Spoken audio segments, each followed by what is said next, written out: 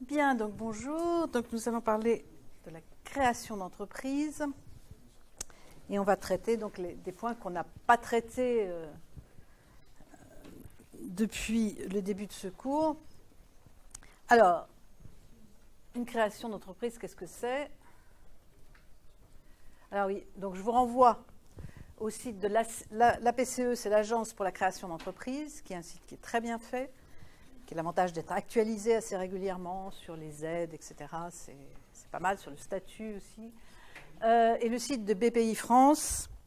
BPI France, c'est une énorme banque publique qui a les fonds de la Caisse des dépôts. La Caisse des dépôts, c'est beaucoup de fonds d'épargne des ménages, c'est des fonds des caisses de retraite. Enfin, donc ça fait beaucoup d'argent à placer. Et donc la BPI France, c'est une énorme banque publique qui investit dans les... qui en fait apporte son investissement pour les stratégies publiques. Et en particulier, elle va investir, elle va aider, accompagner les entreprises. Son rôle, c'est d'accompagner les entreprises. Elle va beaucoup accompagner les PME, les entreprises moyennes, même les très petites entreprises, mais aussi les grandes entreprises, mais avec un axe quand même de soutien au tissu d'entreprises plus petites. Et puis, elle va accompagner toutes les entreprises dans les actions d'innovation. Elle va distribuer des aides et accompagner aussi les entreprises, aider les entreprises pour qu'elles se développent à l'exportation, soutenir l'exportation et de manière générale soutenir tous les axes stratégiques définis par le politique, par le gouvernement. Donc c'est une énorme banque publique d'investissement et vous pouvez aussi aller sur le site de la BPI. Donc créer une entreprise, en fait c'est créer un projet économique et il va falloir construire la rentabilité de ce projet. Donc avoir une stratégie, essayer de se construire un modèle économique qui soit viable, qui vous génère des revenus, c'est ça l'objectif. Alors, on va voir d'abord le modèle d'affaires, ou business model, qui va vous permettre, en vous questionnant sur les différentes dimensions du business model, de construire un projet économique et votre stratégie.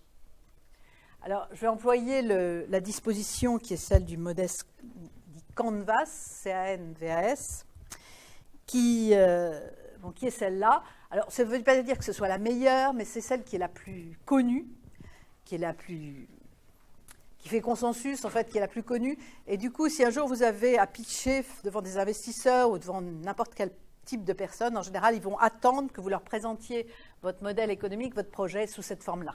C'est pour ça que c'est important de le connaître, parce que tout le monde attend que vous proposiez votre modèle, vous présentiez votre modèle sur cette forme. Donc, sous cette forme, vous définissez la proposition de valeur pour vos clients. Proposition de valeur, donc il faut vous demander qu'est-ce que ça va être ma proposition de valeur par rapport à mes clients, comment je vais me différencier de la concurrence, qu'est-ce que je leur propose. Donc fonction, on a vu, besoins satisfaits, y compris les besoins subjectifs, y compris les images, et puis les coûts pour le client, donc le prix et éventuellement les autres coûts pour le client. Dans la proposition de valeur que je fais, qu'est-ce qui change l'expérience du client ou de l'utilisateur, qu'est-ce qui va déclencher l'acte d'achat, c'est tout ça qu'il faut se poser comme question face à votre proposition de valeur. Donc il s'agit de construire sa différenciation. Il peut y avoir plusieurs types de clients. Vous pouvez construire sur plusieurs catégories de clients et sur plusieurs segments de clientèle.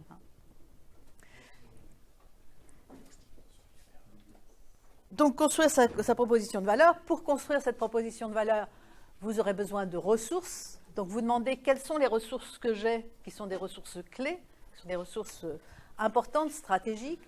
Donc il peut y avoir des compétences, il peut y avoir des équipements auxquels vous avez accès, vous pouvez avoir des brevets, vous pouvez avoir des marques, vous pouvez avoir déposé des modèles, des designs particuliers. Vous pouvez avoir des fichiers clients, des fichiers prospects, c'est-à-dire des clients qui seraient potentiels, qu'il faudrait démarcher pour qu'ils deviennent des clients. Donc tout ça, ça va être des ressources clés. Quelles activités sont clés? Est-ce qu'il y a des choses que vous savez particulièrement bien faire, vous savez particulièrement produire avec telle ou telle qualité, ou vous savez développer des innovations, ou vous savez commercialiser particulièrement bien. Il peut y avoir différents processus sur lesquels vous êtes très bon. Et les valeurs, c'est un peu les critères sur lesquels vous prenez des décisions, votre culture d'entreprise, qu'est-ce qui est important pour vous dans la façon de faire fonctionner l'entreprise. Alors, vous pouvez avoir des partenaires clés, ça peut être des fournisseurs qui vous donnent des ingrédients, des composants, des équipements, qui vous fournissent, moyennant finance, hein, ils ne vous donnent pas, mais des ingrédients, des composants ou des équipements qui sont clés. Donc, est-ce que vous avez des relations durables? Est-ce que vous avez des partenariats exclusifs? Ça aussi, c'est des éléments clés. Quel est votre pouvoir de négociation vis-à-vis de ces partenaires clés? Donc, tout ça, c'est ce qui... vous pouvez avoir aussi parmi les partenaires des prescripteurs, par exemple. Hein. Vous faites un ingrédient à effet nutritionnel et vous avez accès à tout un réseau de médecins, de nutritionnistes qui pourraient vous faire de la publicité, communiquer. Donc, tout ça, ça peut être des partenariats clés. Et vous voyez que tout ça va vous permettre de formuler une proposition de valeur. Vous allez entretenir avec vos clients pour l'instant, disons clients, des relations particulières. Hein. Vous avez réussi à les fidéliser, soit par votre marque, soit par votre qualité de produit, ou alors des aspects connexes, l'assistance technique, le service après-vente. Tout ça, ça peut fidéliser les clients. Donc, comment vous allez fidéliser ces clients? Les clients fidélisés, c'est très important parce qu'ils vous coûtent beaucoup moins cher en communication, en publicité que les autres. Généralement, c'est les clients fidélisés qui sont les plus rentables pour une entreprise. Il peut y avoir plusieurs clients. Parfois, c'est des produits, des coproduits ou des déchets ou des produits fatals qui ont d'autres clients, mais qui en fait contribuent à la rentabilité de votre entreprise. Il peut y avoir des produits à côté de votre activité principale qui en fait aident à construire la rentabilité de votre business model. Donc, est-ce que vous avez des systèmes de carte fidélité qui sont particulièrement efficaces? Voilà. Alors, les segments de clientèle, hein, vous savez qu'est-ce que c'est qu'un segment de clients? C'est un groupe de clients qui ont un besoin un peu comparable, hein, des gens qui ont ensemble un besoin comparable. Donc, c'est le même type de produit, le même produit que vous allez pouvoir leur proposer, parce qu'ils ont le même besoin. Et en plus, il vaut mieux que ce soit des gens qui acceptent un niveau de prix proche. Donc, vous pouvez adresser un produit déterminé à ce segment de clientèle. Donc, vous pouvez faire une gamme de produits, chacun adressé à un segment de clientèle.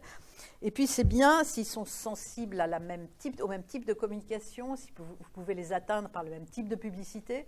Hein, donc, ils lisent tous à peu près le même journal ou les mêmes catégories de journaux.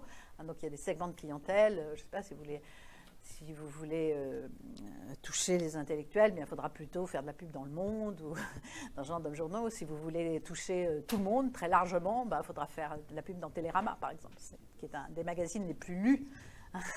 Donc, le segment de clientèle, il faut aussi prendre en compte le canal par lequel vous allez pouvoir faire de la publicité sur votre produit, vous allez pouvoir communiquer sur votre produit. Et puis, aussi, il faut qu'on puisse les toucher par le même canal de distribution, hein, par le même type de distribution. C'est des gens qui vont plutôt dans les supermarchés ou dans les grands magasins ou dans des boutiques. Enfin, bon. Voilà, donc c'est tout cet ensemble de choses qui va définir le segment de clientèle. Donc c'est quelque chose qui va un peu vous faciliter la vie, quoi. Face à un segment de clientèle, vous allez pouvoir calibrer le produit qu'il faut, la type de où je fais de la pub, comment je touche ce client. Ensuite, il y a les canaux de communication et de distribution. Est-ce que vous faites directement la vente ou est-ce que vous passez par un réseau de distribution? Donc tout ça, c'est le genre de questions qu'il faut se poser là. C'est en fait comment mon client va avoir connaissance de mon produit d'abord. Comment il va savoir que mon produit existe. Il faut que je m'interroge. Comment je vais communiquer mon produit? Parfois, c'est par des prescripteurs, justement, des enseignants, des médecins, etc. Il y a différents types de gens qui sont prescripteurs dans la société. Hein. Des vedettes. Des vêtements, vous allez faire porter par des vedettes, d'une certaine manière, elles sont prescriptrices de la mode pour le... Comment mon client va trouver mon produit? comment il va arriver à trouver, à être en contact avec le produit, par quel canal. Et puis ensuite, comment il va l'acheter, comment je vais déclencher l'acte d'achat. D'abord qu'il le trouve pour pouvoir l'acheter. Et pour le trouver, il faut aussi qu'il sache que le produit existe, donc il faut de la communication. Donc ce genre de questions, ça structure votre démarche marketing et commerciale. Alors, tous ces éléments-là vont contribuer à créer votre proposition de valeur, et aussi tous ces éléments-là vont contribuer à créer votre proposition de valeur. Il y a des interdépendances, effectivement, entre tous ces éléments-là. Les segmentations de clients, les relations avec les clients, les canaux de distribution ou de communication, ils peuvent être différents suivant le segment de clientèle. Le pouvoir de négociation avec les clients peut être différent suivant les segments de clients, ils peuvent être différents suivant le type de distribution, la vente directe ou non. Donc tout ça, il y a des interdépendances. Il y a des interdépendances ici aussi, parce qu'entre vos activités clés, les partenaires clés, vous allez choisir avec des activités complémentaires aux vôtres. Donc selon quelles sont vos activités, là où vous êtes vraiment bon, vraiment compétent, effectivement, vous allez chercher des partenaires qui seront complémentaires, qui seront bons dans autre chose, dans une activité complémentaire. Les ressources clés, c'est pareil. Est-ce que vous avez tel équipement? Non, vous ne l'avez pas, donc il faut que vous cherchiez. Vous n'avez pas, par exemple, une grande capacité de production. Vous allez chercher un partenaire sous-traitant qui vous permettra de produire parce que vous ne l'avez pas, ou vous allez aller chercher une licence chez un partenaire parce que vous n'avez pas le brevet, etc., etc. Alors, la structure de coût aussi va être impactée par vos ressources. Si vos équipements sont amortis, vous aurez moins de coûts fixes. Les coûts fixes, c'est les coûts qui varient, qui jusqu'à un certain point ne varient pas avec le volume de l'activité. Vous augmentez votre activité, jusqu'à un certain point, vous n'avez pas besoin d'une nouvelle ligne de fabrication, vous n'avez pas besoin de construire une nouvelle usine. Donc ça, c'est les coûts fixes. Les coûts variables, c'est ceux qui augmentent avec l'activité. Donc, si vous avez amorti votre équipement déjà, vous avez des coûts fixes moindres. Vous n'avez plus que de coûts variables. Et ça va vous amener à certaines stratégies particulières. Par contre, si vous avez des forts coûts fixes, là, il va plutôt falloir aller vers des stratégies de volume, c'est-à-dire faire du volume pour pouvoir les amortir sur un grand volume. Si vous avez de forts coûts fixes, ne pas faire des petits volumes, parce que sur chaque produit vendu, vos coûts fixes vont peser trop. Donc la structure des charges, comme ça va être important. Et cette structure des charges, elle est déterminée par vos ressources, elle est déterminée par vos partenaires, qui vont être aussi, d'une certaine manière, des coûts, et par vos activités clés, qui vont aussi entraîner des coûts. Les coûts commerciaux, logistiques, ça je verrai après. Et de même, alors aussi la distribution. La distribution et la communication, pas obligé que ça aussi, ça va amener des coûts. Et les flux de revenus, eux, ils vont être entraînés par votre proposition de valeur et vos différents clients et vos différents segments de clientèle qui vont générer donc des revenus ici. Alors, juste un bémol sur cette façon de présenter les choses, c'est qu'il y a tout un tas de business models où en fait les clients et les utilisateurs ne sont pas les mêmes. Prenons simplement l'industrie agroalimentaire. Ces clients, la plupart des industriels agroalimentaires, je parle des industriels, leurs premiers clients, en fait, c'est les grandes distributions. C'est eux le client. Qui paye le fabricant, c'est le distributeur. Mais qui utilise le produit, c'est le consommateur. Donc il peut y avoir une disjonction entre le client, celui qui paye, et celui qui est l'usager du produit, qui est l'utilisateur. Et la proposition de valeur, faut qu'elle séduise le client plus l'utilisateur, plus l'usager. Faut qu'elle soit séduisante pour les deux. Parce que si vous ne séduisez pas le consommateur, la grande distribution ne va pas vous laisser longtemps. Au bout de 3 mois, elle vous dira, je vous déréférence, je ne veux plus de vous sur mon linéaire parce que vous n'êtes pas acheté. Donc ça vaut pour l'industrie agroalimentaire. Mais ça vaut aussi pour tout ce qui est les modèles gratuits, les sites internet ou les abribus de co, par exemple, tous les modèles gratuits qui fonctionnent sur la pub.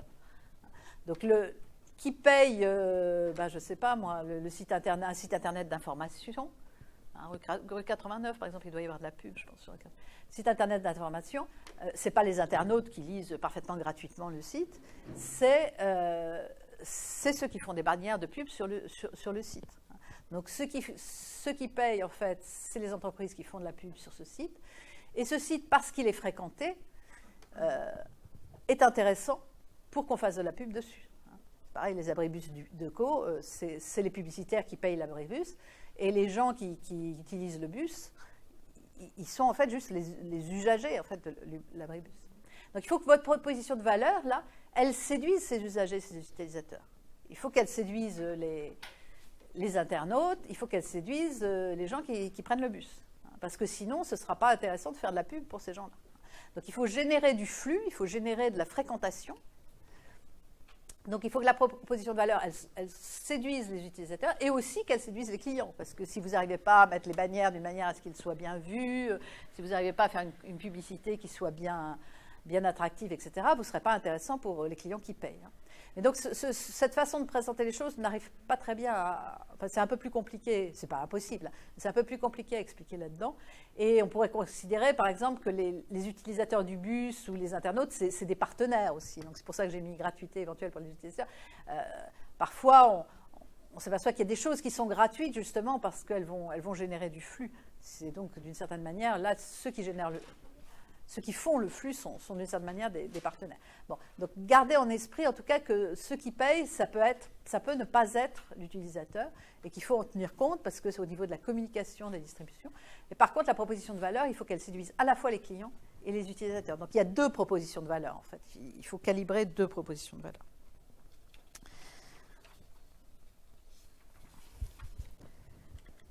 Donc votre proposition de valeur, elle est générée par les activités que vous savez parfaitement faire. Vous faites quelque chose de très grande qualité, ou alors vous savez faire des produits, renouveler vos innovations. Elle est les partenaires aussi, parce que vous avez des composants qui permettent à votre produit d'être très, très intéressant. Aussi les ressources, effectivement, vous avez des équipements, vous avez des brevets, vous avez des marques qui font que votre proposition de valeur est valable. Et aussi, alors, les relations avec les clients font partie de la proposition de valeur parce que c'est parce que vous savez, par exemple, générer beaucoup de flux que vous êtes intéressant pour ceux qui font de la publicité, parce que vous générez beaucoup de fréquentation par les internautes ou par les passants, que vous êtes intéressant. Et c'est ça qui fait que Et la proposition de valeur, elle est révélée effectivement par les clients. C'est eux qui décident d'être fidèles parce que la proposition de valeur les séduit. Les canaux de distribution, évidemment, la publicité, la manière dont le produit est distribué vont contribuer à la proposition de valeur. Certains produits, par exemple de luxe, s'ils sont vendus en grande distribution, ça va nuire à leur image de luxe. Il faut qu'ils soient vendus soit en petites boutiques spécialisées, soit dans les grands magasins, dans les rayons qui sont particulièrement chers et luxueux. Donc la manière dont vous communiquez, aussi dont vous distribuez le produit, fait partie de la proposition de valeur. Donc c'est comme ça que vous construisez votre proposition de valeur. Et ensuite, là, ce que j'appelle partage de la valeur créée. Donc ici, il y a des clients qui payent, qui sont ou non les utilisateurs. Et il y a la proposition de valeur qui amène les clients à payer. Et donc là, il y a de la génération de valeur. Cette valeur, elle va servir à rémunérer les ressources, et ça va apparaître dans les coûts. À rémunérer aussi une partie de cette valeur va aller rémunérer des partenaires qui sont rarement gratuits. Et puis, donc, ce qui va rester une fois que tous ces coûts sont donnés, c'est le flux de revenus. Et vos revenus, en fait, ils peuvent être différents suivant la catégorie de clients. Ils peuvent être... vous pouvez avoir des générations de revenus, des systèmes où il y a un équipement qui est vendu pas cher et qui rend le client captif, qui crée un client captif, ou alors c'est un logiciel qui est gratuit. Et puis, il y a des services qu'on vend, ou alors il y a des consommables qu'on vend qui vous permettent de récupérer de la valeur sur votre produit. Donc ça, c'est un type de modèle économique. Vous pouvez faire des ventes ponctuelles, ou alors vous pouvez vendre votre service par abonnement ou par forfait. Vous pouvez vendre comme support de publicité. Vous pouvez aussi faire du produit financier. Une grande distribution, son business model, c'est bien sûr de vendre des produits aux consommateurs. Donc en fait, ils rémunèrent ils regardent le maître linéaire, ils rentabilisent le maître linéaire qui doit leur servir à payer leur personnel. Mais en fait, il faut aussi énormément de produits financiers parce qu'en fait, quand vous payez votre litre d'huile ou votre produit alimentaire au distributeur, souvent, lui, il ne l'a pas payé encore au fabricant, hein, parce qu'il va mettre souvent plusieurs mois. Maintenant, c'est réglementé, il ne peut pas faire plus de 3 mois à le régler au fournisseur. Mais donc, lui, il reçoit de l'argent avant lui-même d'avoir décaissé, et du coup, il a des fonds qu'il va placer, il va faire des produits de trésorerie dessus, il va les placer à court terme, et donc il aura la grande distribution a un excédent, en fait, n'a pas besoin de fonds de roulement, il a un excès de fonds de roulement qu'il place, et une partie de la rentabilité des distributeurs, c'est des produits financiers qui reviennent de ce passé. Alors, quelle base de fixation du prix? Parfois, au début d'Internet, par exemple, c'était à la durée de connexion. Les premiers, quand la connexion était très lente, on payait à la durée de connexion sur Internet. Maintenant, on paye au forfait. Donc, il y a des manières de payer qui peuvent être différentes. On peut payer à l'unité, on ne peut pas payer au temps passé, on peut payer au forfait. Donc, quelle va être la base de paiement? Et dans les coûts, si c'est un modèle qui est fondé sur la pub, il ne faut pas oublier le coût de la régie pub, c'est-à-dire d'organiser la publicité, d'aller démarcher des gens des acteurs qui ont besoin de faire de la pub, hein, et organiser programmer la pub sur vos supports. Donc ça aussi, c'est un coût. Donc, pour construire votre business model, il va falloir que vous posiez toutes ces questions, puis il va falloir construire quelque chose qui, dans l'ensemble, soit cohérent, évidemment. Alors,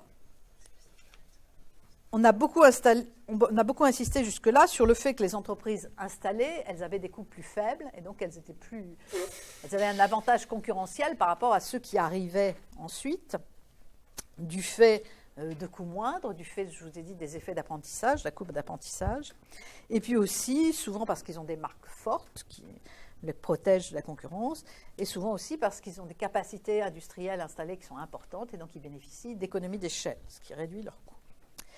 Mais en fait, ces entreprises installées, qui ont donc beaucoup d'avantages, souvent, face à une innovation importante, une innovation forte, elles vont avoir du mal à la capter, à la mettre en œuvre. Et donc, il faut bien voir ça. Ce n'est pas toujours facile d'être installé quand tout d'un coup arrive une innovation de rupture, une innovation forte. Et là, un nouvel entrant, une start-up, en fait, peut d'une certaine manière avoir un avantage. Donc, on va parler un petit peu de cet aspect-là. Donc, ça, c'est quelqu'un qui fait de la recherche en gestion, Christensen. Donc, il dit que ce qui est important pour caractériser une entreprise, c'est ses ressources, quelles compétences elle a, quel savoir-faire elle a, ses équipements, ses brevets, ses marques, ça, c'est ses ressources. Qu'est-ce qu'elle sait bien faire? Elle a un processus industriel de grande qualité, elle sait faire des produits qui sont sans défaut, qui sont à bas coût, ou alors elle sait délivrer un service très bien, de très grande qualité. Elle sait développer des produits, elle sait innover, elle sait inciter son personnel, elle sait motiver, inciter son personnel. Elle sait capter, comprendre les clients, les marchés. Donc tout ça, c'est des processus que l'entreprise sait plus ou moins bien faire. Mais ce qu'elle sait faire, en fait, ce qu'elle fait bien, ça fait partie de ses caractéristiques. Et les valeurs, ça réfère un petit peu à la culture de l'entreprise. C'est les critères par lesquels cette entreprise a l'habitude de prendre ses décisions.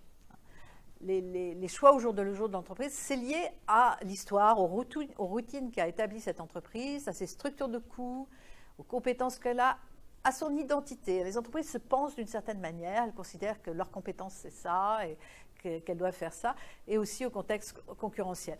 Et ces valeurs vont définir comment elles vont choisir, sur quels critères elles vont prendre des décisions, et notamment choisir des axes pour se développer. Par exemple, vous avez une entreprise qui est habituée à faire des marges importantes sur chaque produit unitaire. Elle n'est pas habituée à faire du volume, elle est habituée à faire un produit de qualité, très haut de gamme. Elle va toujours avoir tendance à juger une opportunité par rapport à la marge que dégage chaque produit. Donc, s'il arrive une innovation qui lui demande de vendre un produit avec une faible marge, ça va être difficile pour elle de changer ses critères de jugement sur les activités à... Si une entreprise est au contraire habituée à faire de la faible marge et des gros volumes, sans doute qu'elle aura des capacités installées aussi qui seront importantes, capacités industrielles. Et si une innovation, c'est quelque chose qui est qui est en petit volume et à forte marge unitaire, bon, bah, elle va avoir du mal à s'investir là-dedans parce qu'elle ne sait pas très bien comment le gérer. Mais alors, qu'est-ce que je vais faire avec mes capacités, mes lignes de production, avec mon personnel? Il y a plein de choses à rentabiliser qui, dans le nouveau modèle, ne se collent pas, quoi. Une entreprise qui est habituée à travailler en B2B aussi est habituée en fait, à travailler le client sur des critères B2B qui sont en particulier des critères techniques, avec des commerciaux qui sont en général une compétence technique, qui sont spécialisés, et pas tellement à travailler l'image du produit, à travailler la publicité, l'univers Bon, ils le font un peu, mais en B2B, quand même, beaucoup de produits en B2B, les entreprises ont plutôt quand même des critères techniques et des critères... bon, la notoriété de la marque, ça, c'est pas technique, ça joue, mais des critères de performance, des critères techniques et de prix. Mais pas tellement tout ce qui est du domaine de la grande consommation, où là, on va travailler l'univers du produit, son image, etc., là, avec la pub. Aussi, une entreprise peut être habituée à générer la plupart de son revenu avec une certaine partie de son activité. Et puis, les autres parties sont un petit peu complémentaires, périphériques. Donc, vous voyez que les entreprises sont habituées à prendre des décisions sur certains critères. Et tout cet ensemble-là, ça définit sur quoi l'entreprise est forte. Est-ce qu'elle sait bien faire? Les ressources, elle les a pour faire ça. Et puis, elle s'est bien décidée, justement, sur certaines activités particulières, donc il y a des choses sur lesquelles elle est bonne. Puis les points faibles aussi, ces talons d'Achille qui tiennent en fait, bon là, c'est un petit peu le revers de la médaille de ses forces, qui sont son talon d'Achille. Donc pour Christensen, les entreprises vont parvenir à saisir une opportunité quand elles ont les bonnes ressources pour la saisir, quand les processus qu'elle sait faire, qu'elle sait bien mener, facilite ce qui a besoin d'être accompli pour cette opportunité-là, pour cette innovation. Et les valeurs leur permettent de donner la priorité à cette opportunité, à cette innovation, par rapport à d'autres demandes. Dans une entreprise, il y a toujours des ressources limitées, donc il faut faire des choix. Il faut faire des choix d'innovation, faire des choix de développement de telle ou telle activité. Et donc là, alors les innovations incrémentales, les innovations d'amélioration que peut faire une entreprise, souvent, c'est de l'amélioration par rapport aux produits standards. Donc, en fait, ça ne demande pas, généralement, c'est en cohérence avec les ressources installées, avec les processus, avec les valeurs de l'entreprise. Ça ne demande pas de changer le business model. Généralement, une innovation incrémentale, l'entreprise la développe justement en ligne avec ce qu'elle sait faire. Donc, une innovation incrémentale, elle va rester en cohérence avec tous ces caractéristiques de l'entreprise. Par contre, quand on va arriver vers des innovations radicales, là, ça peut demander à l'entreprise en fait, de changer des ressources, en tout cas certaines, de changer ses processus, de changer ses valeurs, et ça devient beaucoup, beaucoup plus compliqué.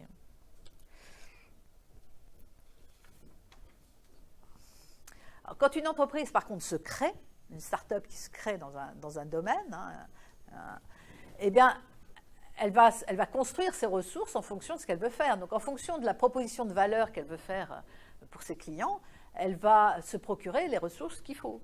Donc,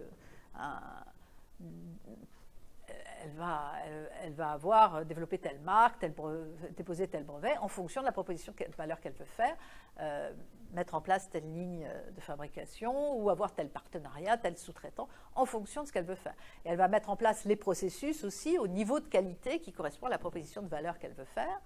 Et elle va adopter des critères de décision qui correspondent à la proposition de valeur qu'elle veut faire.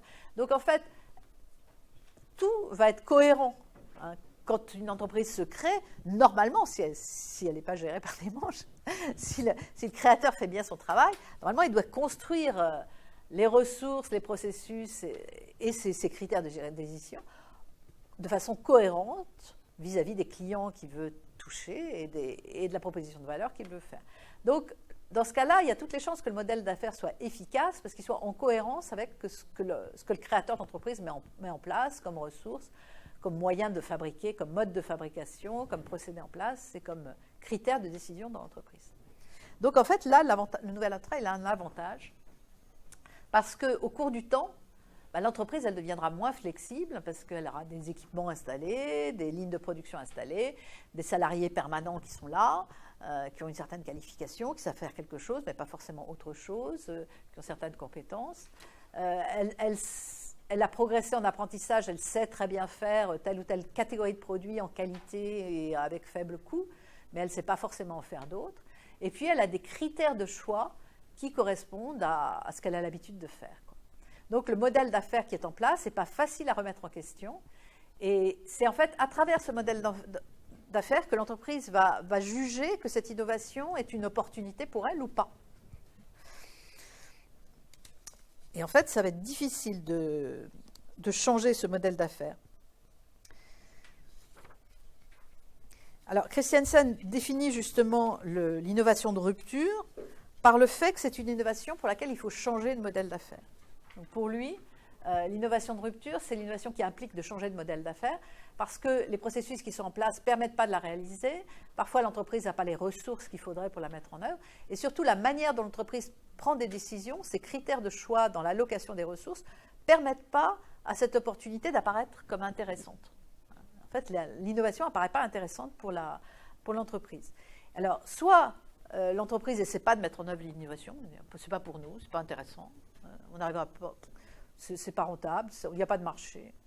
Ou alors, elle va essayer de la mettre en place, mais sans changer ni ses ressources, ses processus, ses valeurs. Donc, en fait, elle va tordre l'innovation pour la faire rentrer de force dans son business model. Alors, un exemple, par exemple, si vous preniez une entreprise qui fabrique et qui vend des imprimantes haut de gamme, des imprimantes haut de gamme à des entreprises. Elles vendent des imprimantes à d'autres entreprises qui ont besoin d'imprimer en très gros volume. Donc, ils veulent une impression de très grande qualité et puis que ça ne coûte pas cher à l'impression, à la feuille imprimée. Il ne faut pas que ça coûte cher à la feuille imprimée. Donc, cette entreprise, elle a une équipe de commerciaux spécialisés, c'est du B2B, il faut aller démarcher les autres entreprises, il faut leur fournir un service après-vente, il faut leur faire de la maintenance de leurs imprimantes. Et donc, il y a des commerciaux, il y a des tas de services où il y a des gens compétents pour ça, qui font bien leur boulot et qui savent réparer les imprimantes, les entretenir. Et le coût d'impression, c'est 3 centimes la page, par exemple, pour ces imprimantes. Et donc la R&D, comme le coût d'impression, c'est l'avantage concurrentiel de l'entreprise. C'est des marchés très concurrentiels. Il faut vous imaginer que donc, le coût d'impression, dans ce cas-là, c'est l'avantage concurrentiel. Il faut que la page soit pas chère, sinon les clients ils iront chez un concurrent. Donc la R&D, elle travaille toujours à réduire le coût unitaire de la feuille imprimée, quoi. C'est son axe majeur.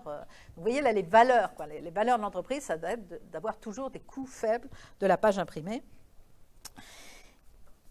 Et un des ingénieurs, on peut imaginer qu'un des ingénieurs de cette entreprise, il m'a dit « Patron, regardez, j'ai inventé une imprimante à jet d'encre et elle ne vaut pas 10 000 euros, elle vaut 1 000 euros, elle est pas chère. » Alors évidemment, la qualité d'impression, ce n'est pas comparable. Et puis évidemment, le coût de la page, c'est 30 centimes la page. Mais enfin, quand même, c'est quand même intéressant comme produit, il ne vaut pas cher. Là, vous imaginez le DG c'est un peu comme le DG de 3M à qui on propose une colle qui ne colle pas, quoi. Il se dit, ouais, il est bien cet ingénieur. C'est vrai qu'il est créatif, d'accord, c'est bien la créativité, mais ce n'est pas toujours bien orienté, quoi. Qu'est-ce que je fasse avec une imprimante qui fait la page à 30 centimes? Bon, d'accord, on va essayer. Nos commerciaux, ils vont aller voir les clients, puis ils vont leur proposer votre truc, là. On va voir ce que ça donne, hein. Les commerciaux proposent aux clients. Déjà, les commerciaux, une imprimante à 1 000 euros. Les commerciaux, ils sont payés en prime, en pourcentage sur la valeur de ce qu'ils vendent, hein. Donc, ils la voient venir. Et puis ensuite, les clients, ils disent « Quoi? Une imprimante qui va sortir la page à 30 centimes? Mais qu'est-ce que vous voulez qu'on fasse, quoi? » Donc, les commerciaux reviennent, il n'y a pas de marché, hein. Les clients, ils n'en veulent pas, il n'y a pas de marché pour votre truc, là. Ça ne se vendra pas, hein. Pas, no way, il n'y a rien à faire.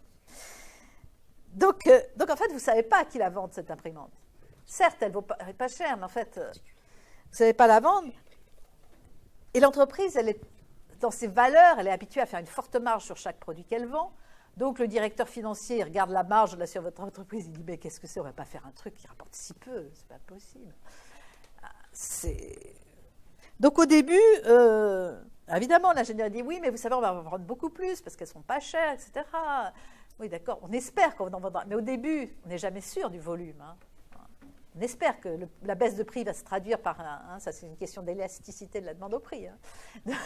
Donc on espère que le volume va augmenter plus que proportionnellement à la réduction de la marge, mais on n'est pas sûr. Le nouveau modèle, il n'a jamais fait ses preuves quand il arrive. Le nouveau business model, il n'est pas prouvé, tandis que l'ancien, il est prouvé. L'ancien, on peut tabler dessus, on sait qu'il est prouvé. Donc, Donc le PDG, bon, il peut voir que ça commence à se vendre, en particulier. Ça commence à se vendre ce genre d'entreprise aux particuliers, en fait, pas aux entreprises, ce genre d'imprimante. Donc il se dit, je vais y aller là-dedans quand même, je vais y aller quand même. Mais si tout d'un coup il se dit, mais zut, j'ai toute une équipe de commerciaux là qui n'ont pas démérité, ils sont très bons, hein, ils savent très bien vendre mes imprimantes à 10 000 €. Mais comment je vais les réutiliser? Comment je vais réutiliser? Alors qu'en fait, là, il faut aller vendre à des distributeurs qui ont un certain volume pour aller toucher les particuliers. Donc mes commerciaux qui sont habitués à travailler en B2B, à travailler sur la technique, à parler technique, à faire du CPS après-vente, etc., ils ne sont pas du tout adaptés pour aller négocier avec un grand magasin qui va les traiter comme des chiens et qui va leur réclamer toujours des baisses de prix. Hein. Donc, ce n'est pas les mêmes commerciaux qu'il faut. Et là, il y a toute une capacité. Et puis bon, s'il fabrique des imprimantes, il va avoir une capacité industrielle installée qui n'est pas la même que pour fabriquer une imprimante à 1 000 €. Donc, vous voyez, en fait, il est coincé par toute son histoire, ses valeurs et son histoire, et il peut très bien ne pas. Et là, c'est le nouvel entrant. C'est le nouvel entrant qui, lui, va sous-traiter la fabrication industrielle de l'imprimante et va embaucher des commerciaux qui vont savoir négocier avec les grandes surfaces qui vendent de l'imprimante pour les particuliers et qui va construire, en fait, le nouvel entrant, lui, va construire son appareil de production en fonction de ce qu'il veut faire. Il n'a pas tout l'héritage du passé qui le plombe, qui l'empêche en fait de même voir cette... Alors on peut revenir sur l'exemple Kodak, c'est effectivement tout à fait ça qui s'est passé avec Kodak, parce qu'en fait c'est en 1975 qu'il y a un ingénieur de Kodak qui a inventé l'appareil photo numérique, le premier. Bon, il était très cher, hein, parce que c'est le premier, mais en 1975. Et bon, la direction de Kodak n'a pas été vraiment enthousiasmée par ça, parce qu'en fait la énorme majorité du chiffre d'affaires de Kodak venait des pellicules argentiques. Et donc, Kodak, en fait, se vivait comme un groupe de chimie qui fabrique des pellicules. Un groupe de chimie qui fabrique parce que c'est de la chimie, hein, les pellicules, des films argentiques. Et en 1996, c'est-à-dire 26 ans plus tard, ils ont vu que ça commençait à pointer, donc ils y ont été. Ils y ont été, mais avec un appareil photo, justement. Là, ils ont adapté l'innovation à leur système de valeurs, à eux, etc. C'est-à-dire que c'était un appareil numérique, on visualisait la photo, mais c'était de l'argentique derrière, il fallait développer le film argentique. Il y a quand même toute la contrainte du développement de pellicule derrière, quoi. Donc, en fait, ça a fait un flop, cet appareil a fait un flop monumental. Ils ont perdu 500 millions de dollars, quand même.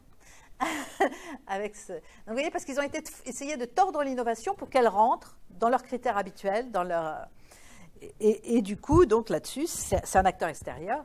C'est Sony qui a pris le marché, et maintenant c'est beaucoup d'autres. Et donc en fait, ils ont abandonné les pellicules en 2003, mais il était trop tard, c'était des tas d'autres acteurs qui avaient pris le marché, quoi. Donc Christiansen, il insiste en disant c'est difficile pour une entreprise installée de changer le modèle, parce que l'ancien modèle a fait ses preuves. En général, c'est lui qui fournit toutes les ressources, tous les gains, enfin la majorité des gains de l'entreprise. Il est prouvé, tandis que l'autre, le nouveau, on a des doutes, forcément, c'est normal. Hein. On n'est pas certain que ça va marcher, on n'est pas certain qu'il y aura du volume, qu'il y aura des clients. A posteriori, on peut dire, oui, l'imprimante personnelle pour les ménages, ça a extrêmement bien marché, mais c'est parce qu'on est a posteriori. On aurait été à l'époque, on aurait douté aussi, c'était pas gagné, quoi. Aussi parce que ça fait moins de 1 000 € maintenant, quand même.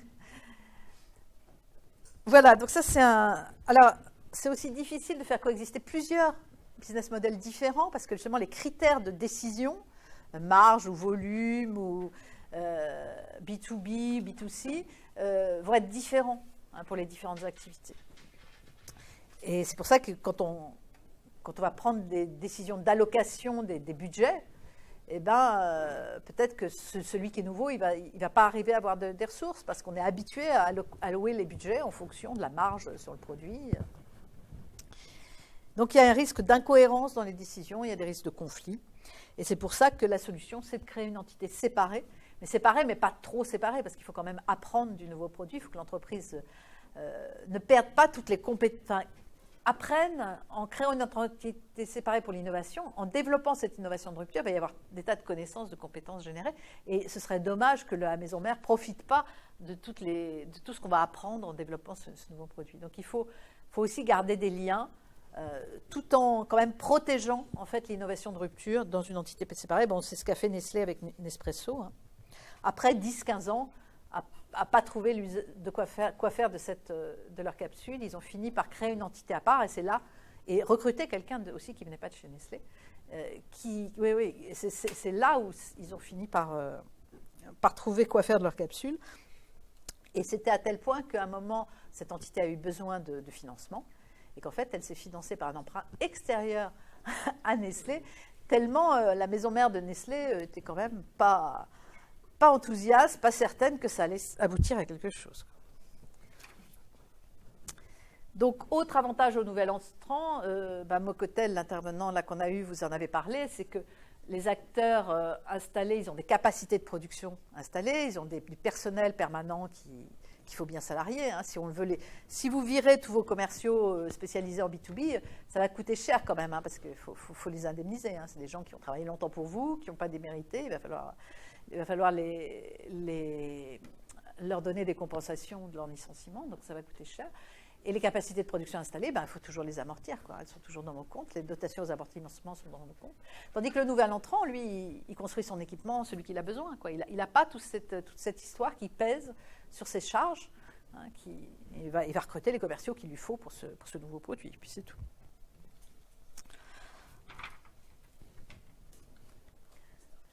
Alors, quelle est la problématique de financement d'une start-up, enfin quand on crée une entreprise, qu'est-ce qu'on va avoir comme problématique de financement? Bon, d'abord, pour élaborer votre projet, ça va vous prendre du temps d'élaborer un projet de création d'entreprise. Donc, quand on est à plein temps, qu'on travaille à plein temps, c'est pas forcément vous allez travailler le week-end sur votre projet, mais ça ne va pas avancer vite, quoi. Hein. Ça va être dur, hein, parce que surtout le cadre en entreprise n'a pas trop de temps mort. Hein. Donc, on peut envisager l'emploi à temps partiel, de préférence dans une entreprise qui est proche du domaine pour apprendre des choses, quand même, pour capter, pour avoir des réseaux de compétences, des réseaux d'expertise. Donc, souvent, au début, les jeunes créateurs, parfois, ils font un stage dans le domaine. Souvent, ils s'appuient sur le conjoint qui travaille. Je travaille mon projet d'entreprise et toi, tu vas chercher de quoi acheter le beefsteak. C'est une division du travail dans les ménages. Ou alors les économies personnelles qui vous permettent de travailler. Il faut avoir des parents riches. Rester chez ses parents. Donc, c'est pas forcément... c'est pas facile. Hein. Au début, mais il faut quand même l'élaborer. Hein. Vous n'allez pas tout de suite créer votre entreprise. Il faut d'abord que vous conceviez bien vos projets. Donc, ça vous prendra du temps. Alors, quelques coûts pour que vous ayez... déjà, il faut un local pour travailler, à moins que vous restiez chez vous. Mais dès que vous êtes plus d'un seul, ça va compliqué. Il y a toujours des frais de téléphone, de courrier, de photocopie. Hein, vous avez besoin de documentation. Et puis, alors, au moment où vous vous mettez à recruter, là, quand vous créez l'entreprise et que vous embauchez, quelques chiffres. N'allez pas me chicaner sur les chiffres parce que c'est pour vous donner des ordres de grandeur. Hein. Mais ça, c'est le salaire brut annuel, donc c'est celui qu'on vous annonce quand on vous embauche. Dans ce salaire, il y a 23% de charges sociales. Hein. C'est-à-dire que vous allez toucher, si on vous annonce ça à l'embauche, vous allez toucher ça, moins les 23% qui seront versés à l'État. Ces 23%, ils sont prélevés par l'employeur et c'est lui qui verse à l'État ses charges sociales salariales. Et lui, il verse en plus à l'État 45% du salaire brut, qui sont ses cotisations patronales. Donc, tout ça sert ensuite à l'UNEDIC, à financer l'assurance chômage, etc. etc. 45%, ils ne prennent pas les 23%. Non. 45% sur le salaire brut, sur celui-là.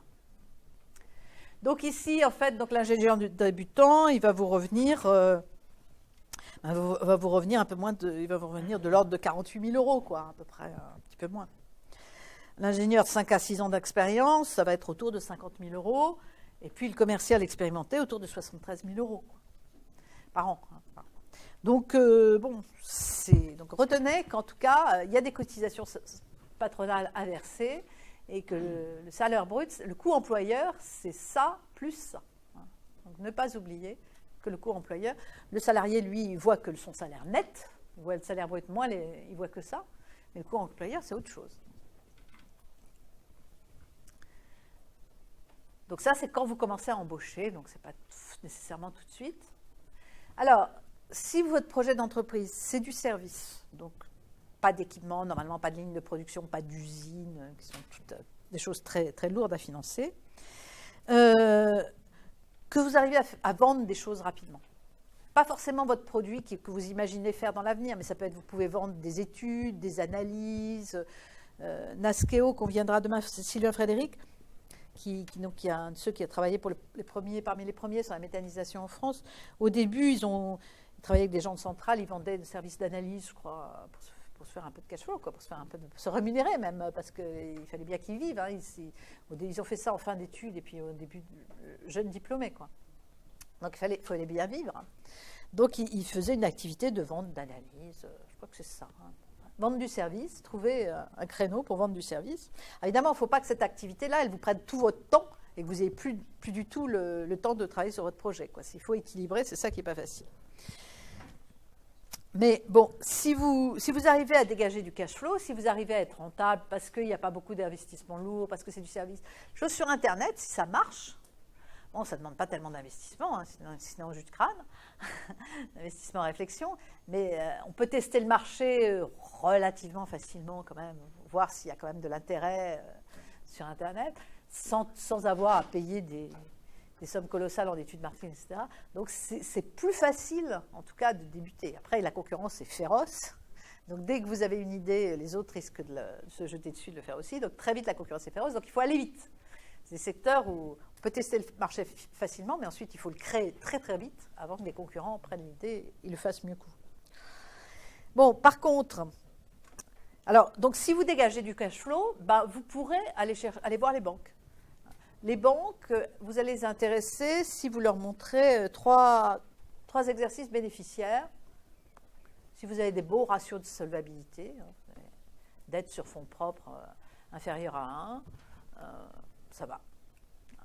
Puis regardons aussi comment vous rembourserez vos dettes. Il faut que vous remboursiez vos dettes avec moins de 3 ans de cash flow. Donc en mettant les dettes qu'elles vont vous accorder. Donc vous pourrez chercher un prêt bancaire. Si vous êtes rentable, il n'y a pas trop de soucis. Le prêt bancaire, là, ça peut vous aider à croître plus vite. Dans certains secteurs, avec la concurrence, il faut croître très vite.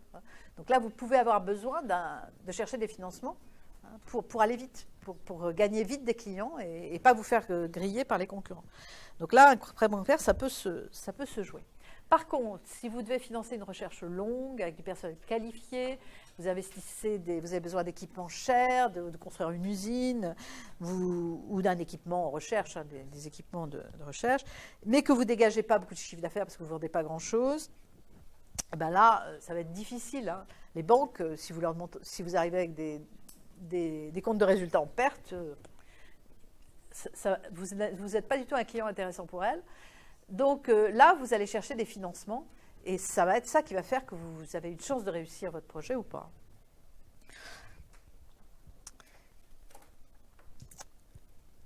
Alors, ça, je vous l'ai dit. Donc, si vous avez des économies, si vous avez des parents riches, si vous avez des amis riches et généreux, ce qu'on appelle le love money, ça peut financer un certain nombre de choses. Les concours. Alors, il y a plein de concours d'innovation à la création d'entreprises. Donc la personne qu'on verra demain, Sylvain Frédéric, c'était le serial. Il a passé tous les concours qu'il a pu et il en a gagné beaucoup.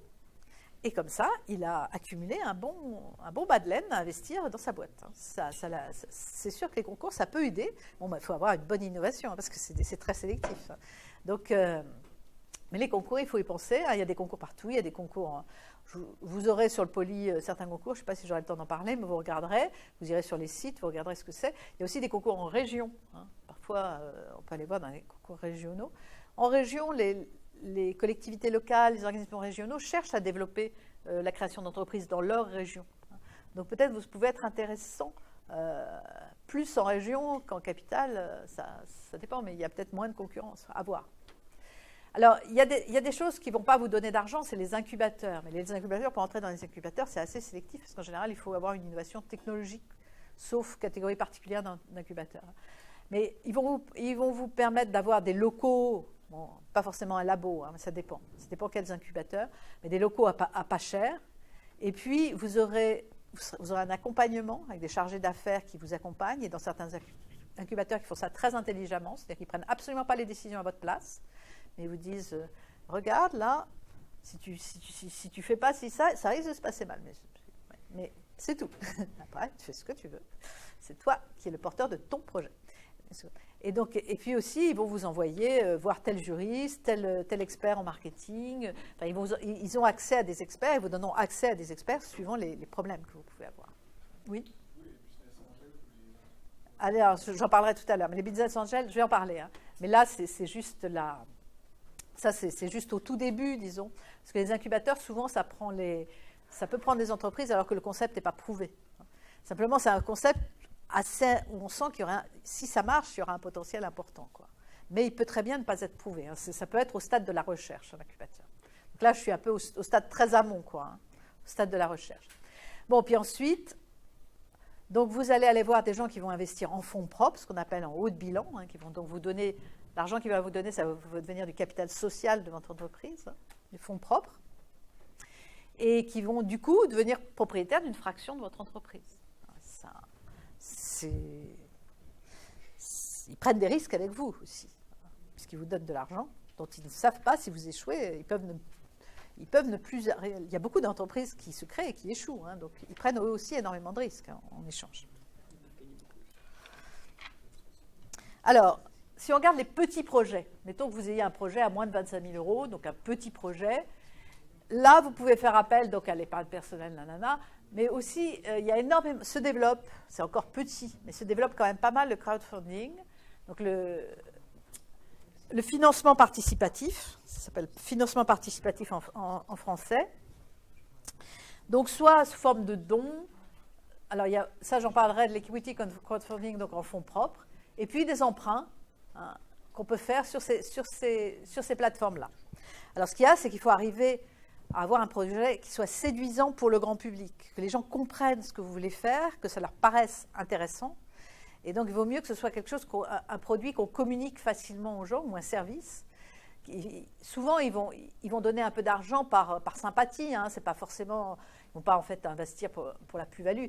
Ils vont souvent donner de l'argent par sympathie, parce que s'ils trouvent qu'il y a des bonnes valeurs dedans, que c'est sympa, que le produit leur serait très utile. Donc, il faut bien communiquer le produit.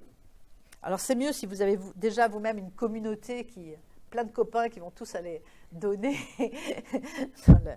Mais bon, en général, on a une durée limitée pour collecter les fonds. Et si on n'arrive pas à collecter dans la durée limitée, bon, la plateforme ne vous permet pas d'avoir les fonds, quoi, hein. Vous n'avez les fonds qui sont collectés que si vous arrivez à boucler.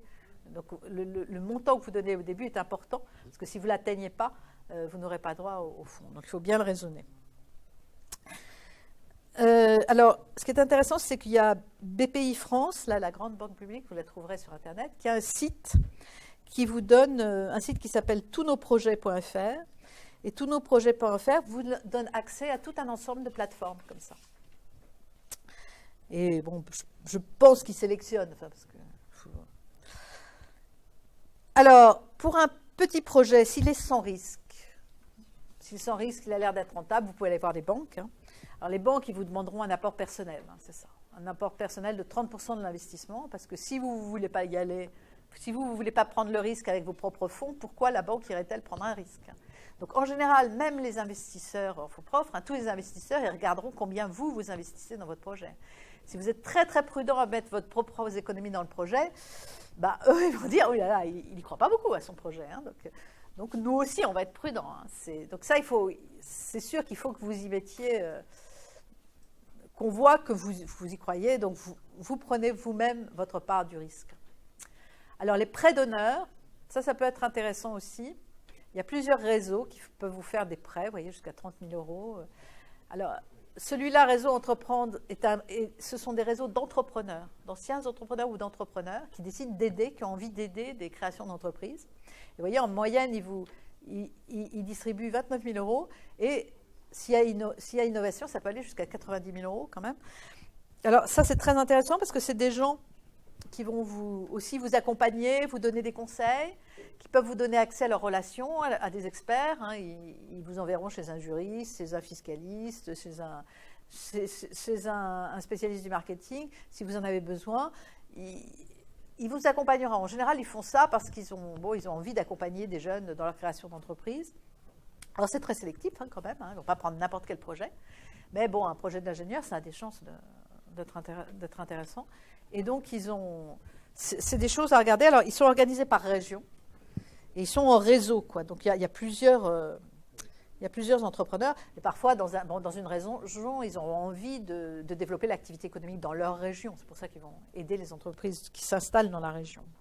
Alors, si vous arrivez à être sélectionné par ces réseaux-là, s'ils vous aident, par exemple, le réseau Entreprendre, en fait, ça vous crédibilise par rapport aux autres acteurs. Vous êtes sélectionné par réseau Entreprendre. Bon, le fournisseur, il aura un peu moins peur de vous livrer les matières premières que vous demandez, parce que, il se dira, réseau Entreprendre, ils ont bien étudié le dossier, il ne va pas faire faillite demain, quoi. Les banques aussi, donc les banques vont, si vous êtes sélectionné par ces réseaux-là, ils vont beaucoup plus facilement vous accorder un prêt. Parce qu'ils considèrent que le dossier a été instruit par des gens qualifiés, donc ils peuvent plus faire confiance. Donc, alors c'est des prêts d'honneur qui sont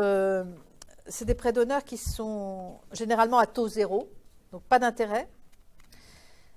C'est souvent d'une durée de 2 à 5 ans.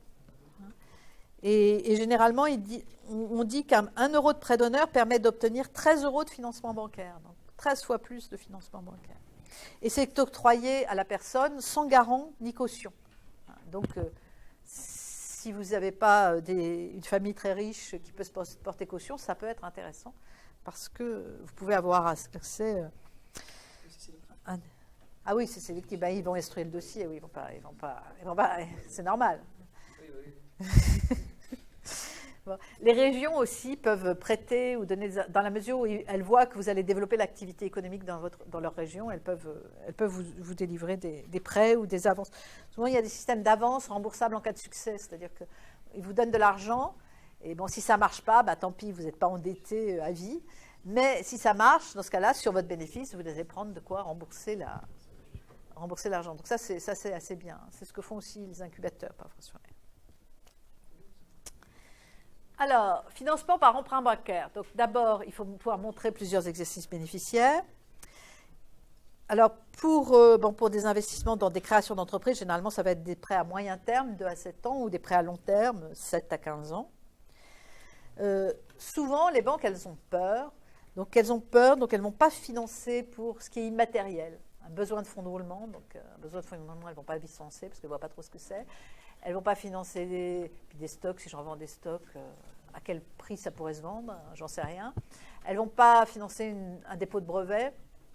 Pareil, je ne sais pas quelle valeur ça pourrait être. Par contre, le jour où vous avez un bilan à peu près correct, vous sortez des résultats, vous avez du bénéfice, vous avez un bilan correct, et le jour où vous investissez, là, essayez d'avoir un prêt bancaire, parce que c'est par rapport à quelque chose qu'elle s'imagine avoir une valeur durable, c'est-à-dire une machine, un équipement, une ligne de fabrication. Là, la banque va avoir envie de vous prêter, parce qu'elle cherche aussi à prêter, c'est comme ça qu'elle gagne de l'argent, la banque. Donc, quand vous rentrez dans les conditions bancaires, que vous avez des ratios de solvabilité acceptables, vous avez intérêt à profiter pour aller demander un emprunt bancaire, parce que l'intérêt d'un emprunt bancaire, effectivement, vous aurez justement un taux d'intérêt à payer, mais vous gardez l'entière propriété de votre entreprise. Ça, c'est quand même un intérêt. Et alors, elles peuvent vous prêter jusqu'à 70% du montant hors taxe d'un investissement. Oui. Pour une entreprise de service, une start-up de service, c'est très difficile d'avoir... Oui. Il faut démontrer que votre service, il fait déjà des ventes, qu'il est déjà rentable, etc. Mais effectivement, au tout début, quand on ne sait pas, là, la banque, elle ne sait pas non plus. Et si elle ne sait pas, elle ne prête pas. Donc, ne prennent pas de risque. Prennent pas de risque. D'ailleurs, elles sont quand même dans un cadre réglementaire qui ne leur permet pas de prendre des risques. Si elles prenaient trop de risques et si elles peuvent être aussi considérées, par exemple, si vous faites faillite et qu'elles ont pris trop de risques en vous finançant, les banques, on peut se retourner contre elles en disant qu'elles ont été gestionnaires de fait. Et donc, en fait, vous avez fait faillite, vous laissez des tas de gens à qui vous devez de l'argent, mais elles peuvent se retourner contre la banque. Donc, si elles ne prennent pas de risques, il y a aussi des raisons. Bon, aussi qu'en France, les banquiers ne prennent pas trop de risques. Il y a aussi un effet culturel, un élément culturel, mais il y a aussi des éléments réglementaires et législatifs qui font ça. Bon, j'ai jamais essayé. J'ai essayé d'avoir. Oui, je crois que aux États-Unis, la culture n'est pas la même vis-à-vis, est pas la même et qui prête plus facilement. Et même pour trouver, moi j'ai vu une entreprise de biotech qui a été chercher des financements aux États-Unis, mais elle travaillait avec la recherche américaine.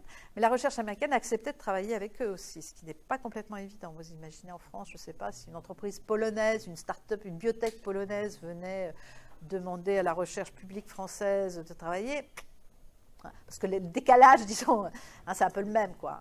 Les Américains ont travaillé avec lui et il a trouvé des financements aux États-Unis américains. Et une fois qu'il a eu trouvé ces financements américains, il est allé démarcher les financeurs français. Et là, à ce moment-là, ils sont montés. Ils sont montés dans l'aventure. Parce qu'ils étaient, voilà.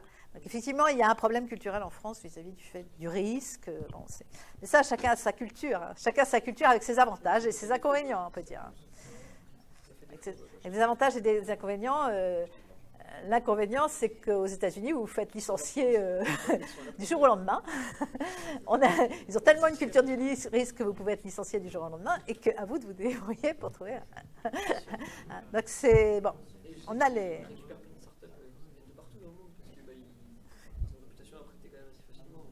Oui, oui, c'est vrai que c'est plus facile. On en perd plein, donc ils savent très bien.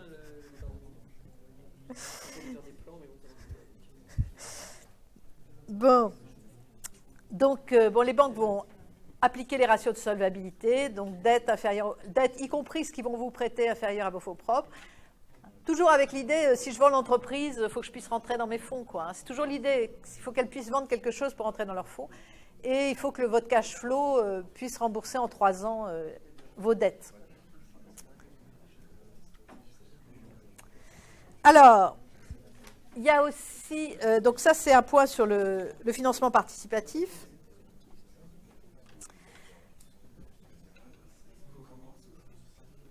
Il y a actuellement sur Internet 29 plateformes qui vous permettront de collecter soit des obligations à long terme, donc ça c'est des quasi-fonds propres, soit des fonds propres sous forme d'actions, donc d'avoir de l'investissement en fonds propres.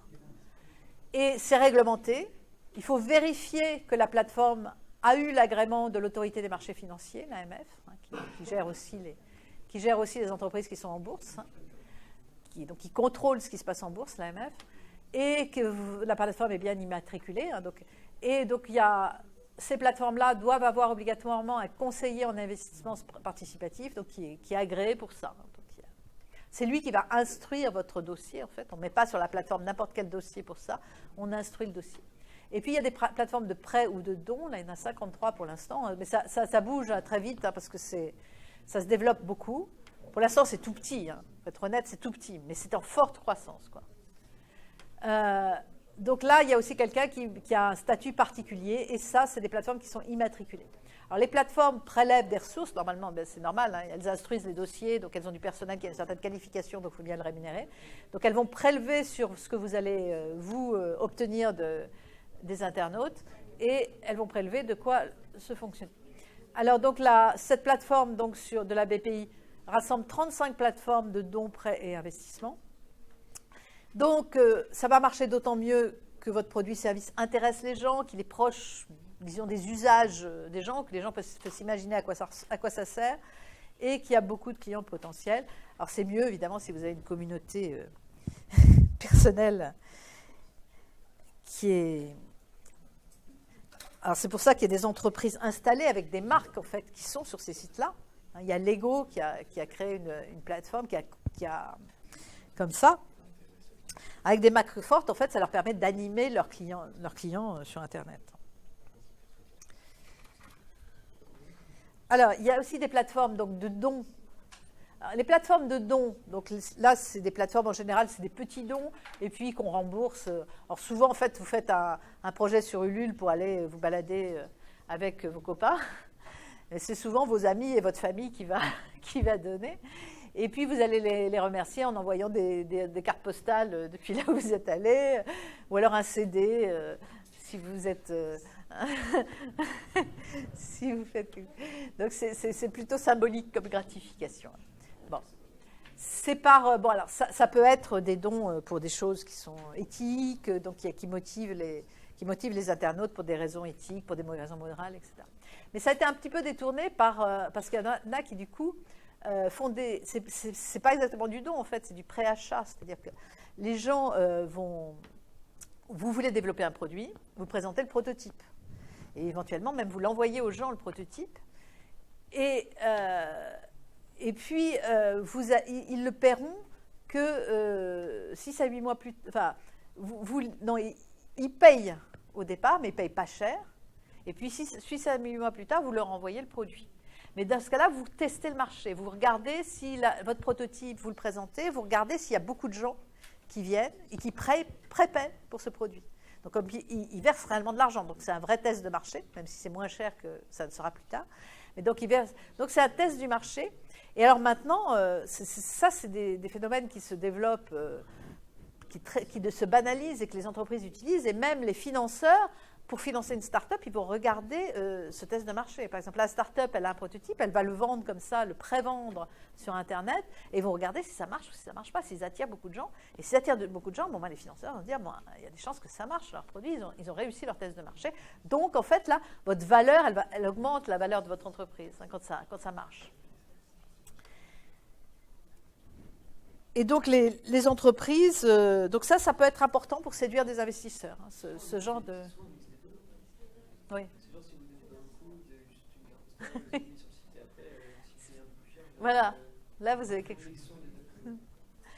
Et bon, donc il y a des entreprises qui ont des sites de marque qui vont utiliser les marques pour développer en fait leur lien avec les clients, leur communauté de clients, et en fait faire en sorte que la communauté de clients fasse du buzz, de la pub pour le produit et devienne l'ambassadeur du produit.